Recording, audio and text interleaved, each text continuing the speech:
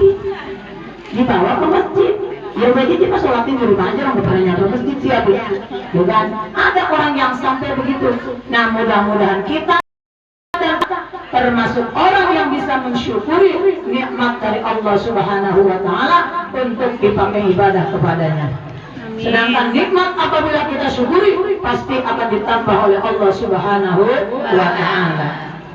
Sebagaimana Allah berfirman, Bismillahirrahmanirrahim, la in syakartum la azidannakum wa la in kafartum inna azabi lasyadid.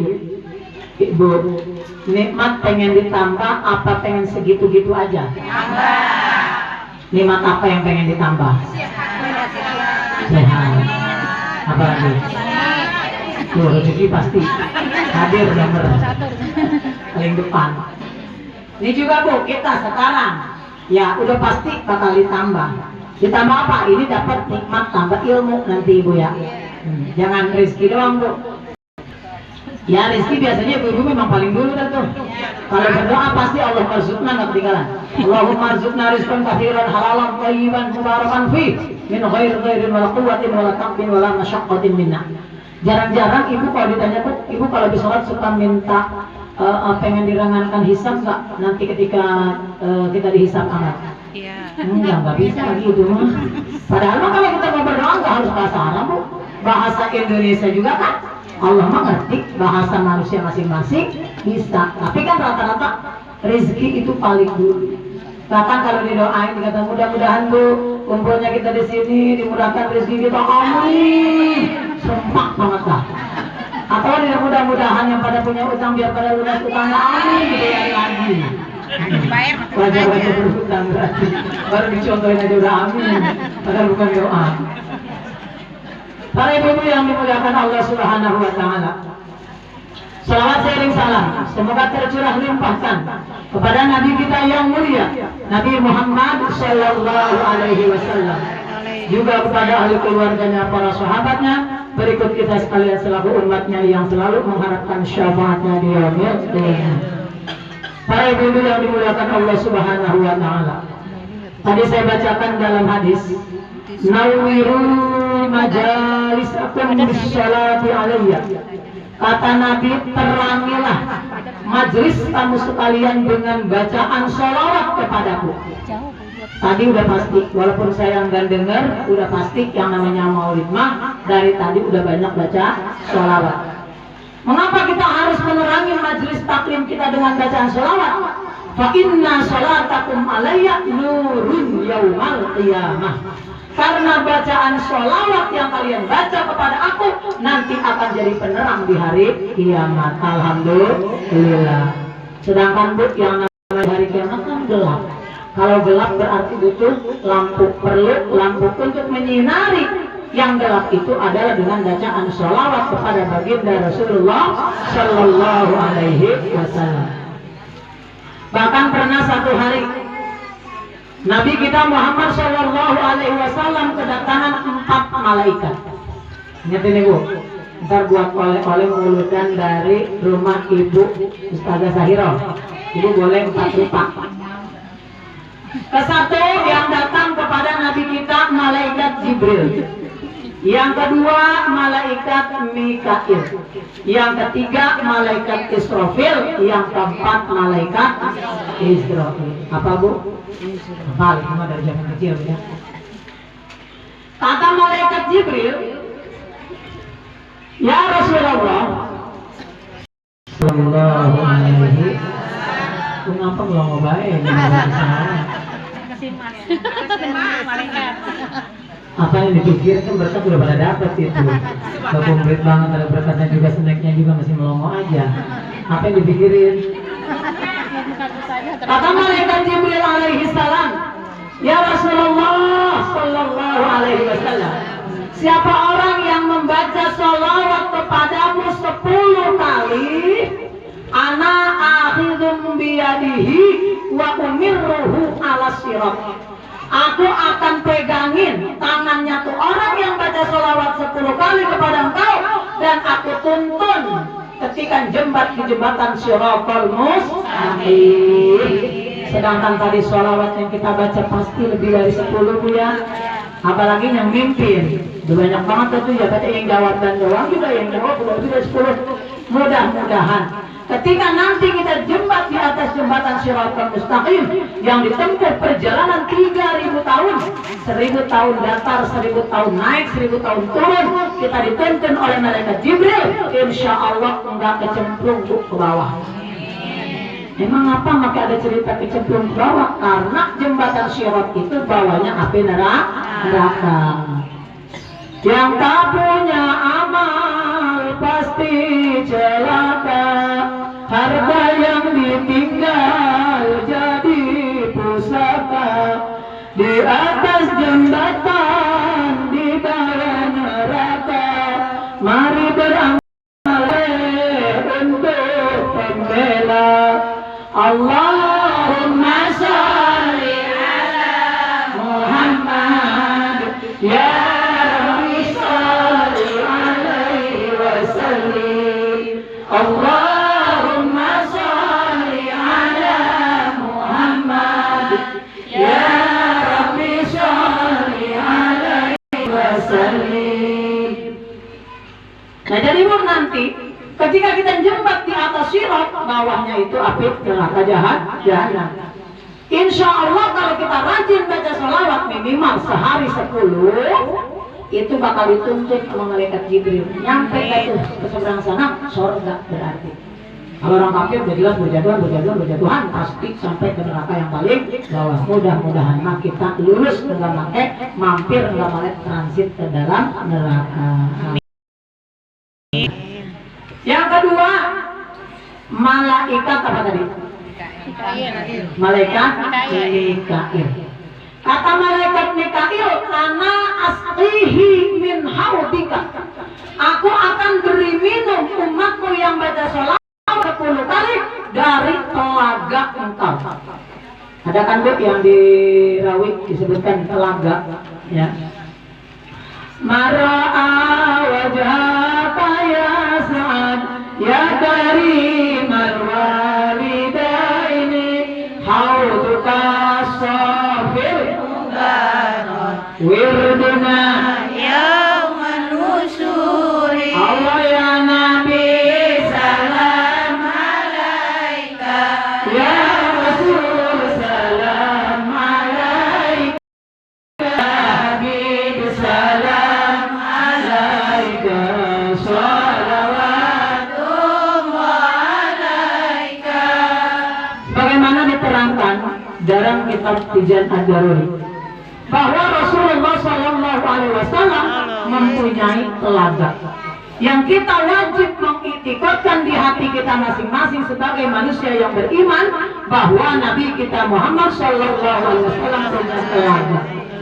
Telaga itu sebesar apa? Luasnya apa kayak Danau Cipondo? Kata Nabi kepada kata Allah kepada Nabi Isa alaihissalam, hai Isa alaihissalam, aku berikan telaga untuk kekasihku bernama Muhammad sallallahu alaihi wasallam dari Mekah sampai Masyrik, sampai ujung wetan. Ujung wetan kita tahu bulan. Dia pasti telaga, bukan kayak danau. Kan orang ada yang mengatakan telaga itu danau, bukan kebayang kita danau yang kita tahu. Betul gitu Bu. Nah itu danau atau telaga lah, jangan danau kurang tepat. Telaga itu sangat luas dari Mekah sampai ujung Masyrik. Di pinggir-pinggirnya banyak gelas-gelas sejumlah bintang-bintang yang ada di langit. Itu untuk siapa disediakan? Untuk umat Rasulullah Sallallahu Alaihi Wasallam. Nanti setelah jembatan aus tubuh bangkit dari kubur, kemudian proses hisab, kemudian ditimbang amal, beres ditimbang kita jembat. Nah, yang namanya jembat bawahnya api Bu, pasti panas. Kita aja Bu kalau di dapur Bu ya, kalau kita masak walaupun api gas Bu, yang nggak kayak api zaman dulu di dapur kayu, kan semua gerah Bu ya. Haus kalau kita masak. Nah itu ketika kita haus, beres jembat di seberang sana, kita disediakan untuk minum air telaga Rasulullah Sallallahu Alaihi Wasallam. Yang mana air telaga itu rasa macam-macam buahan yang ada di surga udah ada di situ komplit. Karena telaga Rasul itu saluran salurannya ngalirnya dari sungai Kautsar yang ada di dalam surga. Satu kali minum aja udah nggak bakalan haus lagi selama-lamanya. Kalau ada minuman di dunia kayak gitu kita beli Bu, 500.000 sudah berani. Dan sekali minum nggak harus lagi seumur hidup juga. Tidak bos. Kalau kita beli aqua kan udah habis 1 galon, beli lagi. Ya. Nah itulah surga, namanya surga beda dengan dunia. Nah mudah-mudahan kita yang hadir di sini, mudah-mudahan nanti kita diberi minum telaga baginda Rasulullah Sallallahu Alaihi Wasallam. Yang ketiga, malaikat apa? Israfil. Malaikat Israfil. Kalau tugasnya malaikat Israfil apa? Meniup Sangkakala. Trompet yang tahun baru ini. Tapi ini bukan. Di sini tugas malaikat Israfil bukan untuk meniup sangkakala. Kata malaikat Israfil, ini saja tuh ma'arfa'u raksi hatta yaghfirullahu lahu. Aku akan sujud terus-terusan kepada Allah sehingga Allah mengampuni dosa-dosanya orang yang membaca sholawat kepada Nabi. Jadi ini Bu, malaikat Israfil sekarang dia lagi sujud aja nih. Kalau kita nih yang hadir di sini belum diampuni dosa kita, dia belum angkat palanya. Nah, apa kata Allah? Allah Maha Ghafurur Rahim. Kata Allah, iya Israfil. Enggak pakai kalau minta juga aku ampuni. Orang yang baca sholawat kepada kekasih Muhammad Sallallahu Alaihi Wasallam. Amin. Yang keempat, malaikat Israfil. Apa tugasnya malaikat Israfil Bu? Cabut nyawa. Nyawa siapa yang akan dicabut? Ya. Kita manusia bukan? Ya. Setiap yang bernyawa malah bukan manusia aja. Kullu nafsin Dha'iqatul maut. Setiap yang bernyawa pasti akan mengalami mati. Ini kita baca amat semuanya Bu nih. Salah. Jangan berarti sekarang lagi hadir repot enggak? Ya. Ini kita semua yang hadir, semua juga masing-masing pada punya nyawa, punya ajal yang telah ditentukan oleh Allah Subhanahu Wa Taala sesuai ditentukan oleh waktu kita di dalam perut orang tua kita umur 4 bulan. Semuanya nih Bu. Kita mati mah belum kan? Belum mati mah nggak hadir di sini lagi Bu ya. Mati mah belum, tapi tanda-tanda udah ada belum Bu? Rambut udah pada putih, tanda. Waduh. Udah buka banyak banget nggak putih itu. Kali lagi dipakai begini mana kerudung rapi, apalagi nih warna-warna muda ya. Pink-pink begini, yang umur 65 juga kayak umur 17 tahun. Saya bedain memang muda-muda amat di baru sebenarnya. Zamannya Musahir ini muda-muda banget, kayak Umay. Ya, muda-muda semua. Tapi tanda-tanda udah banyak Bu. Nih, sekarang itu cakep-cakep banget. Ya, yang bersilang, yang lucu, yang deprok, ntar lihat kalau bangun Bu, yang berangkang ada. Kalau dulu tinggi ada dulu. Yang pegangan nyari tembok ada, yang nyari tiang ada, yang pegandur sama temennya ada. Itu kan berarti ada keluhan di mana? Itu juga merupakan tanda.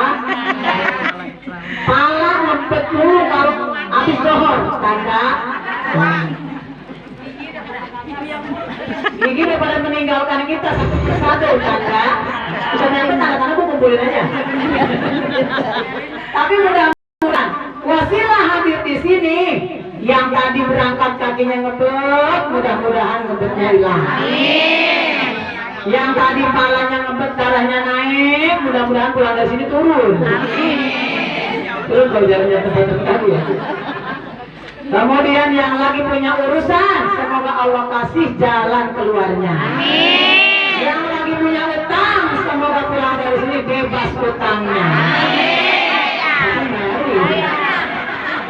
Mudah-mudahan Allah kasih rizkinya yang halal dan berkah untuk melunasi hutangnya. Amin. Ya Rabbal Alamin. Itu malaikat Israfil alaihi salam berkata kepada Nabi kita Muhammad sallallahu alaihi wasallam, "Maka ruhahu, tidak akan aku cabut ruhnya orang yang suka baca sholawat kepada engkau, melainkan aku cabut seperti aku mencabut ruhnya para nabi. Kan kalau para nabi mah pasti dicabutnya pelan-pelan. Enggak kayak kita kan, cuma amalnya juga beda sama kita. Jangankan nabi kita kelas kita bu, jangan mah nabi mah kejauhan. Di bawah nabi ada sahabat, di bawah sahabat ada tabiin, di bawah tabiin ada atba tabiin. Kita mah mengikuti guru kita aja susah. Ya, guru kita istiqomah baca Quran misalkan setiap waktu 1 juz, terus kita mau pengen begitu susah. Boro-boro ngikutin nabi.